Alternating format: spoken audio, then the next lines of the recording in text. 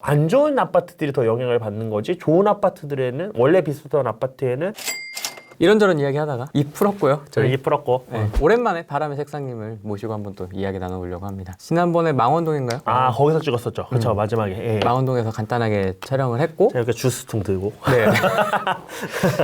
연초에 한번 바람의 색상님 이야기를 듣고 싶어 하시는 분들이 많아서 1216 관련돼서 지금 한 달 정도 지났어요. 그렇죠. 네. 한 달 이제 조금 안 됐네요. 예. 네, 그래서 그 시장 이야기도 좀 듣고 여차저차 모시게 됐습니다. 인사 좀 간단하게. 안녕하세요. 바람의 색상입니다. 저희 한 반년 됐나요? 네. 반년 만에 또 후랭이TV 시청자분들 뵙게 됐네요. 그 사이에 후랭이TV도 많이 성장해서 구독자분들이 많이 늘으셨더라고요. 5만 명의 구독자분들 반갑습니다.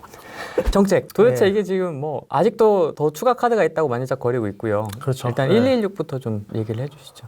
일단 116은 제가 항상 말씀드리지만 정책이 나왔을 때는 원문을 보시는 게 제일 중요해요. 제가 얼마 전에 강의에서도 원문 보신 분 손 들어보세요 했는데 거의 원문 보신 분들이 안 계시더라고요. 원문을 보시는 게 제일 중요한데, 일단은 제가 눈에 제일 띄었던 거는요, 정부에서 법인 투자에 대해서 충분히 법인 투기 수요, 투기인지 투자에 대한 얘기는 이제 별개로 쳐두고 정부에서 얘기하는 투기로 보는 법인 수요에 대해서 충분히 인지하고 있다는 느낌을 저는 많이 받았습니다. 법인에 대해서 얘기가 많이 나오고 있고 중간중간에 멘트적으로 법인 그 투자 수요에 대한 언급들이 나와요. 근데 이거는 신문에 요약한 것만 보면 절대 나오지 않는 부분입니다. 이거는 원문에 봐야지만 나오는 부분이고, 그래서 이게 법인을 슬슬 좀 더, 지금도 대출을 규제하고 있지만 다른 쪽으로도 감화를 하고 있지 않을까라는 생각을 좀 해야 된다는 느낌을 저는 원문 보고 좀 많이 받았다는 게 제가 가장 좀 임팩트 있게 받았던 거고요, 개인적으로는. 왜냐면 저도 법인을 하고 있기 때문에, 그리고 요즘 법인을 하겠다고 문의하시는 분들이 많기 때문에 그런 부분에서 저는 좀 임팩트 있게 받아들였고요. 제가 사실 원문을 다 외우지는 못하니까 여기 간단하게 휴대폰에 제가 받아왔는데, 정부에서 이제 원안을 낼 때 앞에 이래이래해서 부동산 시장이 지금까지 어떻게 흘러왔고, 그래서 지금 현재 이런 현상이 발생하고 있는데 그거를 대응하기 위해서 우리는 이런 정책으로 대응하겠다라고 처음에 이렇게 요약을 해놔요. 그래서 그 원인은 뭐 9.13 이후에 부동산 시장이 안정됐었는데 최근 몇 주 동안 오르고 있어서 우리가 지금 대응을 하려고 한다라고 하였고, 정책 대응 방향이 이렇게 4가지가 있습니다. 추가로 보면 일부 과열 지역을 중심으로 갭 투자 및 다주택자의 투기 수요 유입을 차단하기 위해서 대출 규제의 사각지대 해소. 대출 규제 사각지대 해소하겠다. 첫 번째. 두 번째로는 종합부동산세 공시가격 등을 개선하여 주택 보유 부담의 형평성을 제고하고 실거주하지 않는 주택의 양도 차익에 대한 과세 체제를 강화. 결국 과세를 많이 하겠다, 부동산 가지고 있는 다주택자들한테. 세 번째 보면 분양가 상한제 지역을 확대하여 고분양가 및 풍선 효과를 차단. 그래서 시장 조사 체계 청약 규제를 강화하여 임대 등록에 대한 뭐 세제 혜택 기준과 임대사업자 관리 제도를 보완. 이것도 뭐 분양도 건드리고 세제를 좀 더 높이겠다는 얘기고요. 그 다음에 나오는 게 서울 도심 내 공급과 수도권 30만 호 계획을 조속히 차질 없이 추진하고 관리 처분 인가를 받은 정비사업의 조속한 분양 지원이라고 나와 있어요. 요 4가지가 정부에서 이번에 1216 대책을 통해서 내가 시장에 이렇게 대응하겠다라고 하는 탑 4가지예요. 근데 여기서 봤을 때 첫 번째 대출 규제는 결국 공급과 수요 중에 수요를 줄이는 역할을 해주려는 거고요. 마찬가지로 과세 체계를 강화한다는 거는, 저희가 세금에는 부동산이 취득할 때 취득세, 보유할 때 재산세와 종부세가 있고요. 팔 때 양도세가 나오는데 이 전반에 걸쳐서 높이겠다는 거거든요. 그럼 보유세가 높이면 시장의 매물이 그래도 조금 나오겠죠. 그럼 공급을 약간 풀려는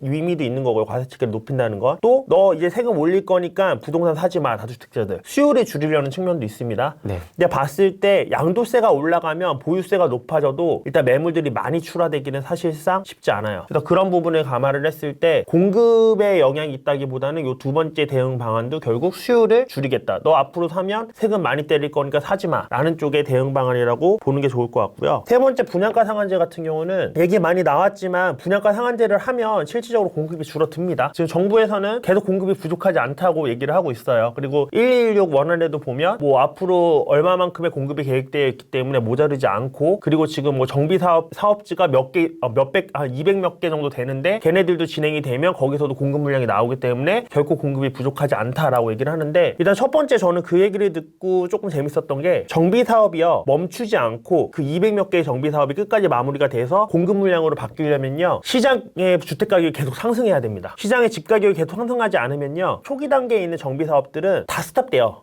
홀드. 구집이 할 필요가 없죠. 왜 해요? 집을 팔아도 남지가 않는데. 그렇죠. 그렇기 때문에 정부에서 말하는 공급이 충분하다. 앞으로의 장래 공급도 있다라고 얘기하는 것 자체가 그 기반에는 앞으로 부동산이 계속 상승해야 이 공급이 나옵니다. 라는 얘기이기 때문에 약간 언밸런싱한 부분이 있고요. 그럼 결국에는 정부 의도대로 만약에 집값을 잡을 수 있다. 분양가 상한제로. 라고 하면은 분양가 상한제 때문에 공급 물량이 줄어들 겁니다. 그럼 세 번째 분양가 상한제로 청약 규제를 강화하겠다. 뭐 이렇게 얘기 나오는 것들은 결국 공급을 스스로 줄이겠다라는 얘기와 별다른 게 없다고 보여요. 그러면 앞에 첫 번째랑 두 번째는 대출 규제랑 세금 높이는 거에 대해서 수요를 규제하는 측면이었고요. 세 번째는 공급을 줄이는 부분이었고, 네 번째를 보면 서울 도심 내의 공급과 수도권 30만 원 3기 신도시 얘기죠. 3기 신도시를 해서 조속시 차질 없이 추진하겠다. 자, 딱 봐도 말에서 느껴지는 뉘앙스가 계획 없습니다. 그냥 차질 없이 빨리 하겠다라는 멘트예요, 그냥. 그렇기 때문에 결국 공급에 대한 계획은 없다는 거예요. 네 번째 방안은 결국 공급을 많이 해서 니네가 계속 걱정하는 공급 부족 우리가 잡아줄게라는 건데, 그거에 대한 체계적인 조치는 지금 없어요. 3기 신도시 공급되는 데까지 7년 걸려요. 근데 18년도 말일쯤에 이제는 3기 신도시에 대한 얘기가 나왔단 말이에요. 이제 1년 지났습니다. 그럼 앞으로 최소 5, 6년은 걸려요. 아무리 조속히 한다고 해도. 조속히 해야 5, 6년 걸리는 겁니다. 그럼 당분간은 실질적으로 정부에서 가지고 있는 공급에 대한 대응책은 없다고 보는 게 저는 맞다고 생각이 듭니다. 그러면 여기서 중요한 점은 공급에 대한 거는 오히려 줄이는 것만 있고 추가로 공급하는 거에 대한 대안은 없으면 시장이 오르는 압력이 더 심하겠죠. 공급이 더 부족해지니까. 이 상황에서 그러면 수요를 얼마나 잘 잡았냐, 이게 메인 포인트가 되겠죠. 네. 앞에 두 가지 정책이 다 수요를 잡기 위한 거였으니까. 그럼 여기서 수요를 잡기 위한 걸 보면 첫 번째는 대출을 줄이겠다는 거였죠. 그래서 지금 나온 게 15억 이상 주택은 대출이 안 된다.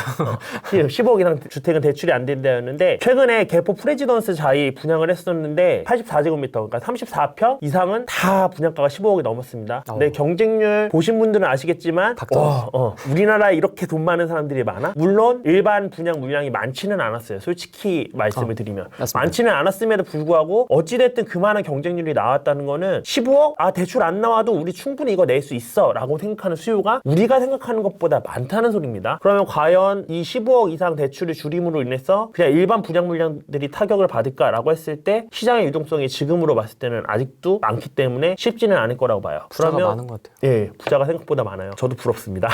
근데 그러면 그렇게 보고 그럼 15억 이상 대출이 안 되는 게 아예 타격치가 없냐라고 하면, 이 15억 초과하는 거에 대해서 대출이 안 나온다는 부분에 대해서 신문 기사들도 상반된 의견을 펼쳤어요. 어떤 신문 기사에서는 15억 이상 대출 안 된다고 하니까 당장 매매 시장에서 문의가 끊겼다, 15억 이상 되는 것들이 라는 기사도 있었고, 어떤 기사에서는 15억 이상 대출 안 된다고 해도 그 이상 있는 현금 부자들이 많기 때문에 영향 없을 것이라고 이렇게 상반된 기사를 실었는데, 실제 분위기를 보면 일반 신축 같은 경우는요, 아크로 리버 파크 같은 경우는 15억이 넘는데도 충분히 그거는 현금 부자들이 매수를 할 수 있을 거라 봐요. 그런 신축들은. 근데 반대로 재건축 아파트들, 거기는 부자들이 들어가 살지는 않고 실거주 목적이 아니죠. 그러니까 대부분 투자로 진행을 할 텐데, 투자를 진행할 때 대출 끼고 세입자 맞추고 그 다음에 남는 금액 내 돈 넣어서 투자하는 방식으로 들어갔단 말이에요. 그러면은 이게 내 실거주가 아닌데 15억을 생으로 넣을 거냐라고 했을 때 그건 좀 애매해지죠. 투자라고 한다고 하면. 그래서 15억 이상 대출이 안 나온다라고 했을 때 가장 타격을 받는 건 제가 봤을 때 재건축 쪽이 영향이 클 거라고 보고, 실질적으로 현장에서 이렇게 활동하시는 전문가분들의 얘기를 들었을 때도 재건축 쪽에 지금 호가가 한 1억에서 2억 정도는 빠졌다고 얘기를 들었습니다. 15억 이상 넘는 것들이. 그래서 15억 이상 대출 규제를 하는 거는 실거주에서는 워낙에 자금력이 있으신 분들이 지금 많기 때문에 최근에 청약 결과가 보여주는 것처럼 크게 영향이 있을까라는 게 사실적인 생각이고, 재건축 같은 투자 물건에 있어서는 조금 타격을 받을 거다라는 게 제 입장입니다. 그리고 15억 미만의 아파트들, 이제 그거에 대해서도 대출 규제가 일부 들어갔죠. 지금 9억 초과하고 15억 미만인 아파트들에 대해서는 LTV를 20%로, 지금 서울 같은 경우는 40%였는데 LTV를 20%로 줄이겠다고 정책이 나왔습니다. 근데 이게 조금 애매한 게요, 예를 들면 14억이라고 하면 14억의 전체에 대해서 대출이 20%로 줄어드는 게 아니라 9억까지는 예전처럼 40%를 그대로 해줍니다. 9억을 초과하는 부분에 대해서만 20%로 줄어들었단 말이에요. 그럼 이런 것들을 감안했을 때, 자, 9억에서 15억 사이면 6억이에요. 6억에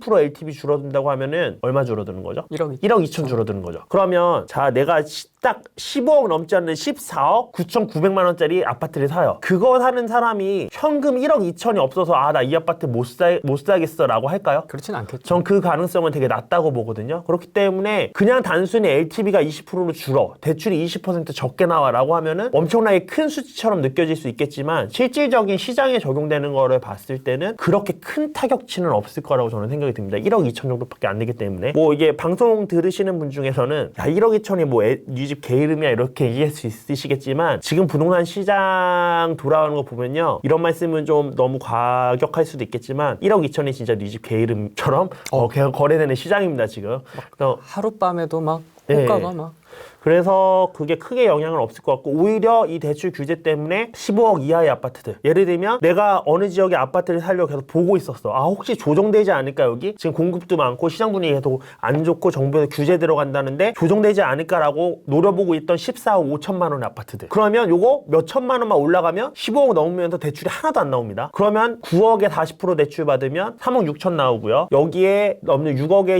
20% 대출하면 1억 2천 나온단 말이에요. 그러면 투자금이 5억 얼마가 더 들어가는 거예요. 순간적으로 그 몇 천만 원 기다리려다가 그러면 당연히 15억이 안 되는 아파트들에 대한 매수 수요가 급해질 수밖에 없습니다. 이거 자칫했다가 내가 들어가려는 아파트 못 들어가고 또 전세살이 하거나 아니면 아예 외곽으로 밀려날 수도 있겠구나라는 생각이 들기 때문에 네. 그런 실수요자들이 좀 더 마음이 급해질 수밖에 없는 정책이라고 보고요. 9억 이하도 마찬가지입니다. 그 정책 나오고 신문기사에 대놓고 나왔죠. 이제 9억 이하의 아파트들이 없어. 다 9억 이하였던 아파트들이 9억에 맞춰서 내놨다는 기사들도 나왔어요. 그래서 9억 이하의 아파트들도 오히려 9억까지는 너네 갈 수 있어 라고 오히려 가격치를 제시해주는 그런 정책적인 오히려 역효과가 있지 않았나라는 생각이라서 사실 대출 규제로 인해서 수요가 아예 안 줄어든다고 말할 수는 없겠지만 수요 줄어드는 효과가 생각보다 크지는 않을 것 같다. 왜냐면 기존에도 너무 안 나오고 있었기 때문에 라는 생각이 제 첫 번째 그 수요 규제에 대한 얘기고요. 두 번째는 이제 얘기가 나왔던 게 세금을 높이겠다. 보유세도 높아지고 또 올해부터는 다주택자분들의 취득록세도 높아지죠. 취득세 부분을 보면요. 취득세는 비싼 아파트들은 원래 비쌌어요. 그렇기 때문에 올려도 크게 타격치가 없습니다 사실상. 근데 싼 아파트들은 1.1%였는데 그게 4.6%로 올라가니까 타격치가 사실상 엄청 커지죠. 좀 부담스러워요. 네, 부담스럽죠. 이게 4억짜리 기준으로만 봐도 3% 이상 올라가는 거기 때문에 1,200만 원 이상을 내는 거란 말이에요. 그러면 지금 뭐 수원이나 이런 데 갭 투자자분들 많이 들어가시는데 보통 아파트 가격대가 3, 4억짜리 정도 노리시는 분들이 많습니다. 갭 투자한다고 하면. 그럼 투자금이 대략 3천에서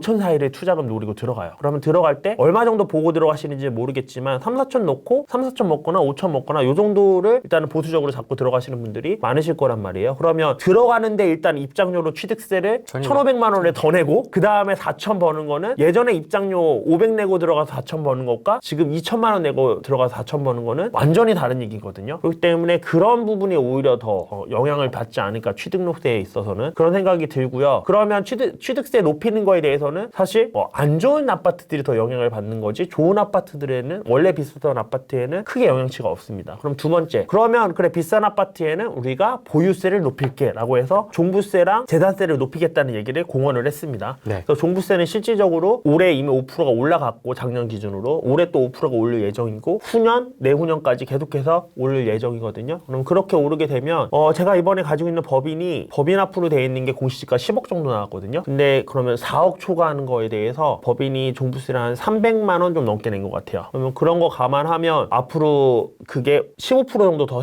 상향한다고 하면은 못해도 400 정도까지는 가까이 올라갈 수도 있을 것 같거든요. 그러면 4억 넘는다고 했을 때 400만 원이에요. 그러면 직장을 다니시는 분들한테는 크게 타격치가 없을 수도 있는데 저같이 전업으로 하거나 이렇게 캐시플로우가 원활하지 않으신 분들한테는 400만 원 정도가 큰 타격치일 수도 있습니다. 특히나 요즘 10억이면 사실 집 한 채 사면 10억이잖아요. 그래서 물론 그런 분들은 이제 종부세 그 공제액이 9억이라서 좀 더 높긴 하지만 그런 것들 감안하면 좀 타격치가 있을 것 같기는 해요. 아 그러면 팔아야겠다라고 생각을 하자니 야 세금이 20% 더 나오면 그게 몇 년치 종부세인데 이거를 파는 게 맞나라는 생각이 드는 것도 사실입니다. 그러면 뭘 정리해야 되냐라고 했을 때 저라면 안 좋은 걸 정리하겠어요. 그렇죠? 좀 빠지는 것들을 정리하는 게 맞아요. 좋은 거를 가져가고 어차피 종부세를 내야 되는데 그거를 좋은 것들은 더 많이 올랐단 말이에요. 그럼 그만큼 양도세를 더 많이 내야 되고 다 투기가열지구나 조정지역 같은 데들에 있는데 그런 것들을 20% 더 내고 파느니 그냥 안 좋은 것들 비규제 지역에 있는 것들 중과세 안 맞고 팔고 종부세 한도를 낮추는 게 낫죠. 그게 아마 대부분의 분들이 버틸 수 있다면 그 생각을 하실 겁니다. 그리고 제가 봤을 땐 버틸 수 있을 분들이 상당 부분이세요. 그쵸? 15억짜리 집 사시는 분들이 1년에 1,000만 원 정도 나오는 거 아깝긴 하겠죠. 근데 못 내서 팔지는 않을 거라 생각을 하고요. 또 아깝긴 해도 상식적으로 계산해보면 내가 이 집을 팔아서 20%를 중과세를 더 내느니 그냥 가져가고 말지 라고 생각할 가능성이 높기 때문에 저라면 홀딩하고 갈 거라고 생각을 하고요. 특히나 양도세를 더 강하게 때린다고 그러면 그럴 텐데 어쨌든 양도세 중과에 대한 얘기는 1216 대책에는 없었습니다. 1216 대책에는. 그런 부분들을 봤을 때 세금으로 수요를 줄이려고 하지만 세금 때문에 수요가 줄어드는 건 결국에는 안 좋은 물건들이 줄어들 거고, 세금을 올려서 물건이 많이 나올 거냐 보유를 못해서 라고 했을 때 그런 부분도 가능성이 높지는 않다고 봐요. 그래서 실질적으로 수요를 잡으려는 대응책 자체가 제대로 동작이 될지도 의문이고, 또 공급을 시장의 물량을 많이 풀기 위한 새 아파트가 아닌 중고 아파트들의 물량을 많이 풀기 위한 정책이 제대로 효과를 낼지도 사실은 미지수입니다. 그럼 거기에 플러스해서 지금 10년 이상 가지고 있으신 분들은 6개월 내에 팔면은 중과 면제해주겠다라는 정책도 그래서 같이 들고 나왔는데, 10년 됐으면요 2008년도 9년도에 사셨던 분들이거든요. 그때 가격이 거의 고점에 사셨거나 아니면 고점 찍고 떨어지는 시점에 사셨던 분들이 많습니다. 그러면 이제 10년을 버텨서 수익이 좀 났는데 그거에 대해서 이제 수익이 났다고 털고 나올 건가? 이 10년을 버티신 분들이 쉽게? 라고 했을 때 그것도 사실은 물량이 저는 많이 풀리진 않을 거라고 생각이 듭니다. 있긴 있겠지만. 예, 있긴 있겠지만 아예 없다고 말씀은 못 드리죠. 근데 그것도 영향이 크진 않을 거라고 보고, 또 하나의 문제가 이건 1216 대책과는 좀 별개의 얘기인데, 제가 알기로 목동에 무슨 자이였는데 그 자이 아파트가 올 3월인가에 마지막 분양권 전매가 되는 분양권이에요. 서울에서. 이게 무슨 소리냐면 지금 트렌드는요 대부분의 새 아파트를 원해요. 왜 그러냐면 요거는 아까 세 번째 정책 중에 분양가 상한제에 대한 얘기가 있었잖아요. 이 분양가 상한제가 사실 처음에 나올 때 저도 강력한 대책이라고 생각을 했었고, 노무현 정권 때도 분양가 상한제가 나오면서 시장에 잡힌 것처럼 실질적으로 보였습니다. 근데 그 분양가 상한제도 똑같은 분양가 상한제라도 시장 상황에 따라 달라지거든요. 그 과거 그래프를 보면 2008년도에 서울에 입주 물량이 많았어요. 2007년도에 분양가 상한제를 하고 내년에 입주 물량이 많아. 야 그러면 야 이제 새 아파트 싸진다는데 내년에 새 아파트가 많이 공급되네? 그러면은 새 아파트 앞으로 싸게 공급되는데 지금 새 아파트 사면 좀 너무 그런 거 아니야? 새 아파트 희소성, 앞으로도 새 아파트가 많이 내년에 들어올 거고, 그 상황에서 새 아파트 싸지면 지금 새 아파트 투자하는 거 좀 위험할 것 같은데 라는 생각이 들지만, 지금 분양가 상한제를 하고 나서 이제 공급이 없다는 거를 다들 알고 있습니다. 차후에. 이때 받아들이는 거는 야 분양가 상한제에서 이제 새 아파트가 싸지는데 싸지니까 건설사가 새 아파트를 안 지을 거야. 근데 앞으로 공급이 예정돼 있는 것도 없어. 그럼 새 아파트가 희소성이 생기겠네? 새 아파트가 더 비싸질 것 같은데? 라고 똑같은 정책을 보고 시장에서 지금 반대로 받아들였습니다. 그래서 지금 새 아파트 가격이 더 올라가는 거고 트렌드가 생기는데, 이 상황에서 이제 중고 매물들이 얼마나 나오냐. 새 아파트에 대한 수요가 많이 커졌는데 그럼 이 상황에서 새 아파트를 그래 내가 청약은 그러면 너무 경쟁률이 높아지니까 못하겠고 다른 거라도 잡아야겠다 라는 식으로 들어가는 게 정상인데, 다른 물건을 잡는다고 했을 때 지금 수도권의 분양권들은 일반적으로 전매가 안 됩니다. 분양권 상태에서 판매가 안 돼요. 분양권 상태에서 팔 수 있는 마지막 물건이 올해 3월이면 입주가 시작되면서 끝난다는 소리입니다. 그럼 서울에 전매 가능한 분양권들은 없어져요. 그러면 그 다음에 남은 게 새집될 재건축이나 재개발들이거든요. 그럼 재건축 같은 경우도 조합 설립만 되면은 거래가 안 됩니다. 그래서 거래 가능한 분양권, 재건축 아파트들이 실상 거의 없어요. 재개발이 그나마 남아있죠. 재개발도 근데 지금 가격 엄청 많이 올라있죠. 그럼 그런 것들 봤을 때 새 집을 사야 되는데 새 집 희소성이 있을 것 같은데 지금 새 집을 거래할 수 있는 물량은 점점 줄어들어. 완전 씨가 말랐어. 그러면 이것 때문에 새 아파트의 희소성은 더 시장에 메말라 있기 때문에 강력하게 느껴질 거고, 오히려 새 아파트 가격을 상승하는 요인으로 작용할 수 있을 가능성도 되게 높아 보여요. 지금 현재 시장을 봤을 때는. 그래서 116에서 제시하는 뭐 분양가 상한제라든가 세금 강화시킨다든가 아니면 대출 규제들이 실질적으로 부동산을 잡는 쪽으로 효과적으로 작용할지에 대해서 저는 그렇게 긍정적으로 보이지가 않습니다. 솔직히 봤을 때는.